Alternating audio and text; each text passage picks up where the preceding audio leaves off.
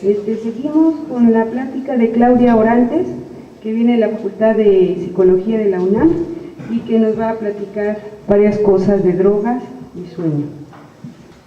Bien, buenas tardes. Yo les voy a presentar lo que fue mi proyecto doctoral y bueno, los objetivos generales fueron analizar las diferencias en la polisomnografía y en los síntomas ansioso-depresivos entre los dependientes a cocaína en fase de abstinencia crónica y el grupo referencial, además de observar los cambios en la polisomnografía y en los síntomas ansioso-depresivos en el grupo de los dependientes a cocaína a través del tiempo, es decir, a los 3 meses, a los 4 meses y medio y a los 6 meses de abstinencia. Tuve 4 hipótesis. La primera fue que sí habría diferencias entre los registros polisomnográficos de los dos grupos, es decir, del grupo de adictos y del grupo referencial, en los diferentes momentos, que también habría diferencias en los síntomas ansioso-depresivos, igual en los dos grupos, en los diferentes momentos, que habría diferencias también dentro del grupo de los dependientes, a los 3, 4 meses y medio y 6 meses, en cuanto a los registros polisomnográficos, y que también habría diferencias en los síntomas ansioso-depresivos en el grupo de los dependientes a lo largo del tiempo. El tipo de investigación fue un estudio descriptivo longitudinal y el escenario donde se realizó el estudio fue el laboratorio de sueño, ubicado en el Laboratorio de Neurociencias de la Facultad de Psicología de la UNAM. El método, bueno, yo tuve 2 grupos, que fue el grupo de observación, que estuvo conformado por los 10 dependientes a cocaína, con una media de edad de 28 años, y que cumplían con criterios de dependencia diagnosticados de acuerdo al DSM-4 texto revisado. Los criterios de inclusión fueron que supieran leer, que cumplieran precisamente con la dependencia, que cumplieran con el rango de edad que se pedía, que era de 20 a 40 años, y que, los criterios de exclusión fue que presentaran un padecimiento médico o una alteración psiquiátrica, que tuvieran otra dependencia a una sustancia, más bien a otra sustancia, que hubieran consumido medicamentos que pudieran haber alterado el sueño o también el estado de ánimo 72 horas previas a la evaluación de la polisomnografía, o que se encontrara una interrupción de la abstinencia, esto por medio de pruebas antidopajes que se utilizaron. El grupo referencial, formado por 10 participantes con media de edad de 27 años, los cuales no tenían problemas de sueño, ni tampoco tenían consumos de sustancia, y que fueron pareados al grupo de observación de acuerdo a edad e índice de masa corporal. Los criterios de inclusión y exclusión fueron los mismos. Yo tuve 2 variables dependientes, en este caso la polisomnografía, que se evaluó por 2 partes. Primero, la arquitectura de sueño, que se evaluó la organización de fases de sueño y vigilia. Se evaluó también eventos clínicos, lo que fue índices de ronquido, apneas en sus diferentes formas, índice de arousal, índice de movimientos periódicos de las extremidades, y se evaluó si había desaturación de oxígeno. Se utilizó un equipo Cadwell y también se aplicó de manera subjetiva un diario de sueño para evaluar precisamente la calidad. Y bueno, la otra variable fue los síntomas ansioso-depresivos, los cuales se consideraron como presencia de sintomatología ansiosa depresiva en lo que duró la investigación, que fue el seguimiento de los 3 a los 6 meses de abstinencia. Los inventarios que se utilizaron fueron los de Beck. Y bueno, la abstinencia crónica fue lo que se consideró como la variable independiente, que se consideró a partir de la semana número 10 de un no consumo en adelante, y bueno, se estableció como ausencia de benzodiazepina en orina, para lo cual utilizamos una prueba antidopaje, que fue la Humadru-Cocaine, que es una prueba inmunocromatográfica. El montaje que se utilizó en esta investigación fue principalmente canales frontales y bueno, canales centrales, occipitales, además de utilizar todo el montaje completo de la polisomnografía, bandas respiratorias, termistor, se evaluó movimientos oculares, se evaluó para movimientos periódicos, ronquido y EKG. Para establecer el procedimiento clínico, antes de ser admitidos en el grupo referencial, se tomaron en cuenta ciertas evaluaciones, como fue un cuestionario de sueño, se evaluó la historia clínica y se aplicaron los inventarios de Beck para corroborar que no presentaran sintomatología. Una vez admitidos, se estableció la polisomnografía y en el caso de aquellos que una vez evaluada la polisomnografía encontrábamos alteración, fueron referidos a atención. Para el grupo de observación fue un proceso muy similar. Antes de ser admitidos se evaluaba el Mini Plus, que es una entrevista psiquiátrica para evaluar precisamente que no estuvieran presentando comorbilidad psiquiátrica.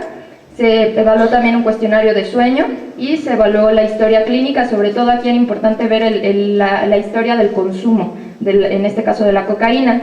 Una vez admitido, se estableció la evaluación de los inventarios de Beck, se inició la aplicación del diario de sueño y se establecieron las polisomnografías.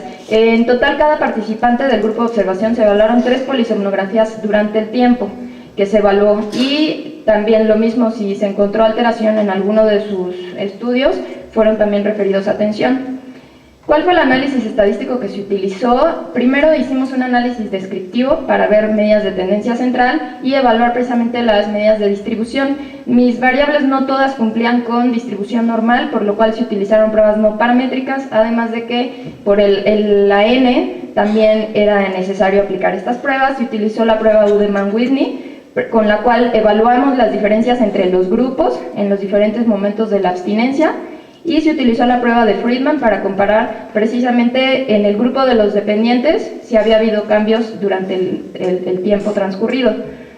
Las características de la muestra, de manera muy general, fueron la edad, que ya se las había comentado, el sexo, que en los 2 grupos fueron hombres, las sustancias consumidas, que en el caso del grupo de dependientes eran policonsumidores, sin embargo, solo cumplían con dependencia para lo que era cocaína, en este caso consumo de crack principalmente, y en el caso del grupo referencial solamente se evaluó que había un consumo ocasional de alcohol, sin embargo no tenían ningún problema con sustancias.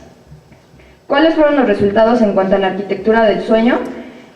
Lo que encontramos fue en el grupo de los dependientes, encontramos privación de sueño y además somnolencia diurna excesiva, esto reportado verbalmente por los pacientes, además de que encontramos, esto es un dato muy importante, eficiencia del sueño elevada, mayor al 90%, es mayor incluso que el grupo referencial, y además latencias a sueño cortas, menores a 10 minutos. Lo cual nos sugiere que los adictos pues no están durmiendo el tiempo suficiente y que entonces nosotros creemos que pudieran estar presentando lo que es el síndrome de sueño insuficiente.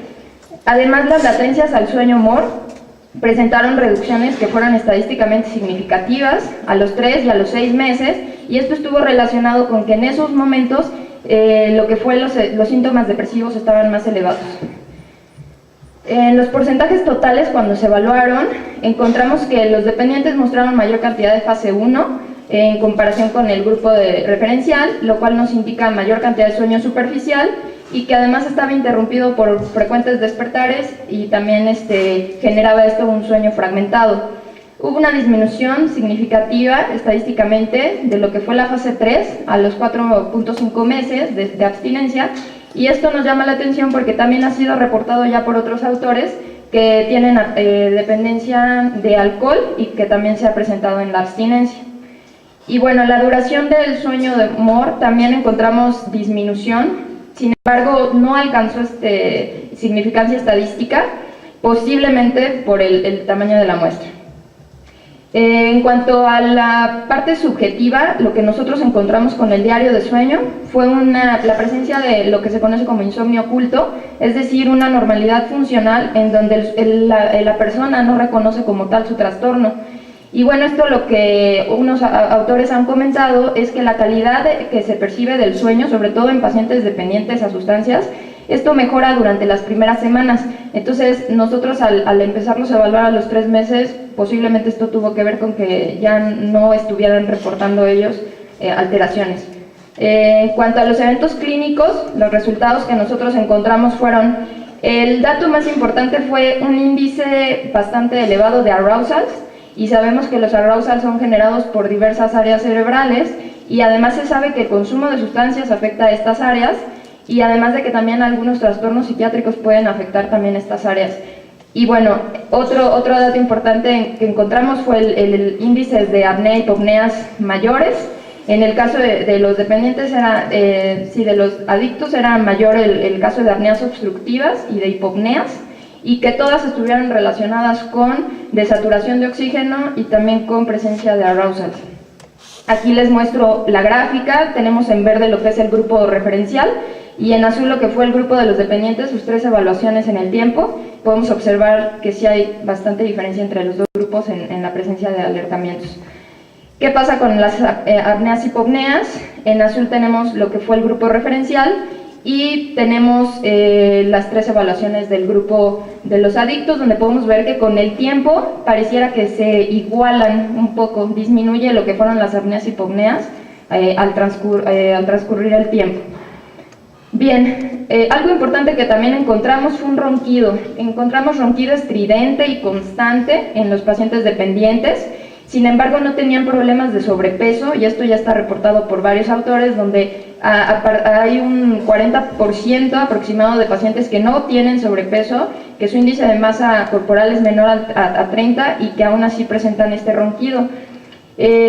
Aunque presentaban apneas obstructivas, tampoco eran apneas obstructivas, el índice no era tan crónico, lo cual nos hace pensar también que no estaban presentando una gran desaturación y tampoco una apnea obstructiva, y que esto no estaba relacionado con el ronquido como tal. Y bueno, también hay un autor que ha planteado la relación entre los ronquidos y lo que es la somnolencia excesiva diurna, y lo menciono porque los pacientes reportaban esta somnolencia. Y bueno, se ha visto que uno de los factores que están sugiriendo como una posible causa es quizá la cuestión acústica, de estar escuchando cómo estoy roncando, y también lo que sería la resistencia de la vía aérea superior. Bien, además es importante saber que aunque mis pacientes no tenían dependencia al alcohol, sí fueron abusadores. Entonces también hay que considerar la relación, cuánto pudo haber esto influido en presentar, ya que hay estudios donde los roncadores presentan más cantidad de ronquidos, o es más crónico el ronquido si presentan estos dos consumos juntos, ¿no? Lo que es fumar y además consumo de alcohol.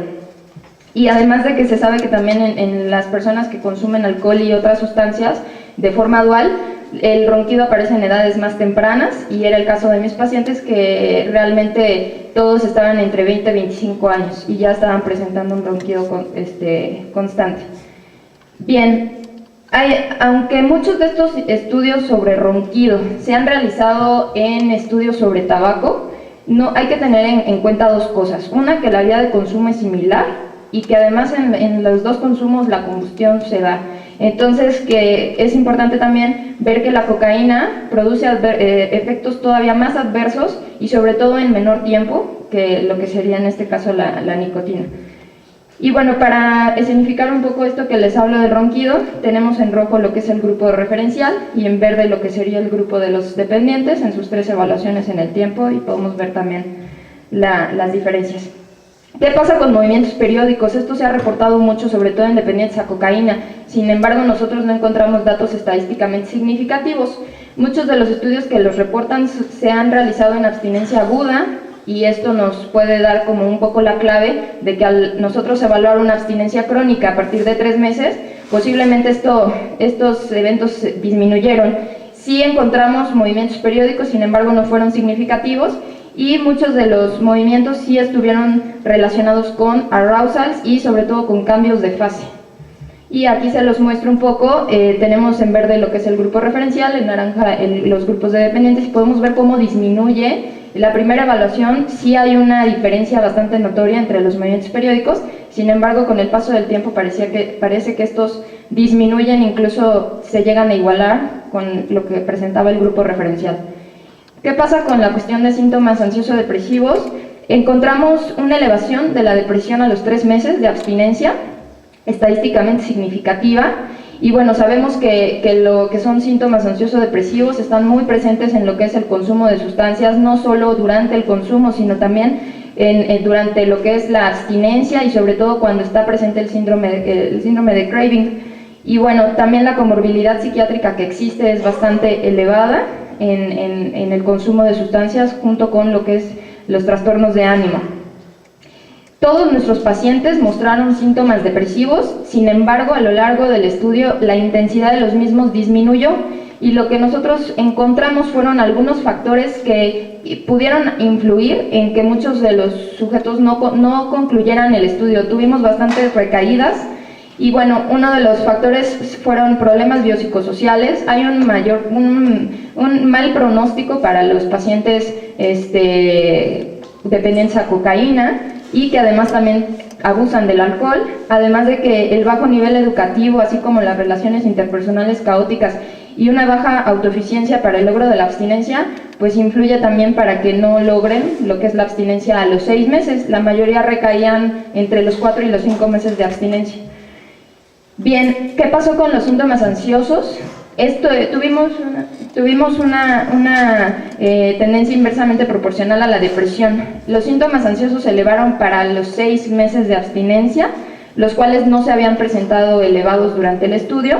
Y bueno, lo cual estos autores, Hershey y Coles, han sugerido que las neuroadaptaciones que genera precisamente el consumo de cocaína van a contribuir a un deterioro en la capacidad para hacer frente a situaciones estresantes, y además esto no se presenta inmediatamente después de que uno deja de consumir, sino que lo que se ha visto que estos niveles elevados de ansiedad se expresan después de meses, incluso de periodos largos de una abstinencia. Entonces esto pudiera explicar en cierta forma los resultados que nosotros encontramos al ver cómo se elevaba la ansiedad para los 6 meses. Y bueno, termino agradeciendo al equipo que me ayudó en los estudios y en la realización de esta investigación, así como también al CONACYT por el apoyo en la realización. Gracias.